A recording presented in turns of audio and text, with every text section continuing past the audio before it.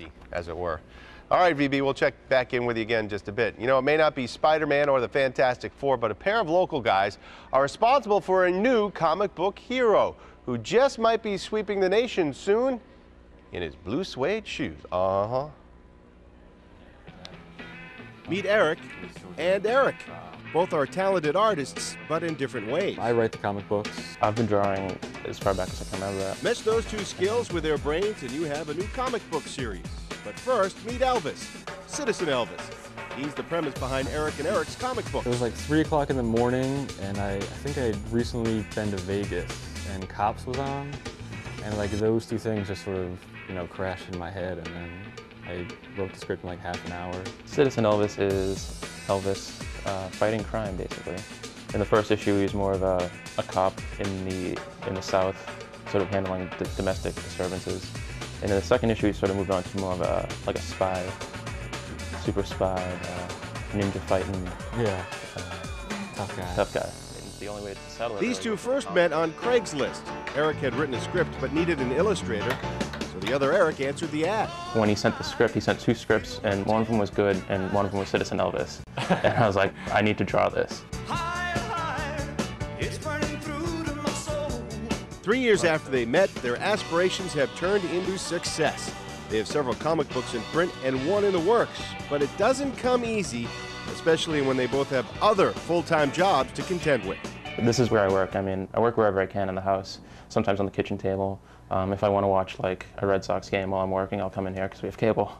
So wherever works, really. These business entrepreneurs both agree ideas do not come easy, and the process is tedious. I write the script first, and then usually I'll send him like a few pages at once just to see if he likes it.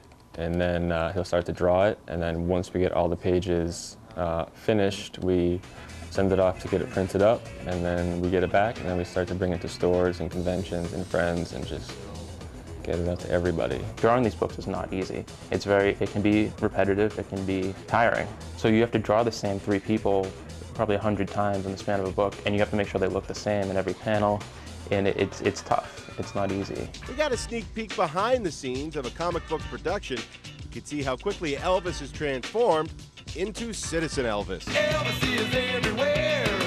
Elvis is everything. Elvis is everybody. Elvis is still the king. This is what the original pages look like, where I'll draw it in pencil first and then go in with a pen and put the inks in, and then scan it, and then I'll digitally add grayscale. This is this page.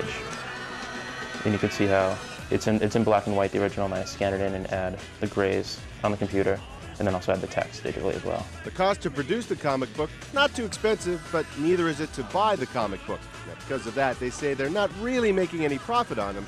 Not yet, anyway. This particular book that we just got printed up, we got 150 copies. It was like $230 with the shipping. So it's like $1 something per book, something like that. This one's for $3, and we used to both for $2.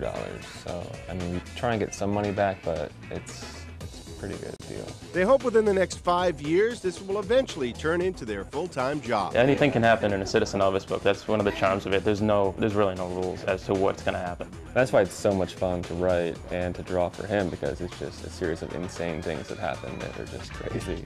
Of course, we had to know whether Elvis is their hero. Elvis was a hero to most. They say they wish he was still alive to see their work. I would send him a few copies of it for sure and be like, hey, read this. I love Elvis so much. You start off with this concept and you can just go off on it because there's no rules with a crime-fighting Elvis in 2005, you know. So you've already thrown reality out the window, so why not just keep going? Elvis! Crime-fighting Elvis, you gotta love that. Now, if you'd like to purchase one of their comic books or find out more about writer-publisher Eric Robinson or illustrator Eric Devlin, you can go to their website, www.acronymcomics.com. That's one word. And if you want to meet these guys or other comic book creators, check out Wizard World Boston at the Bayside Expo Center. It begins today from noon until 6, and it's going on tomorrow and Sunday from 10 to 6 as well. You can log on to wizarduniverse.com for more information there. Very, very cool. 7:28, and we have to take a quick break. We'll be right back.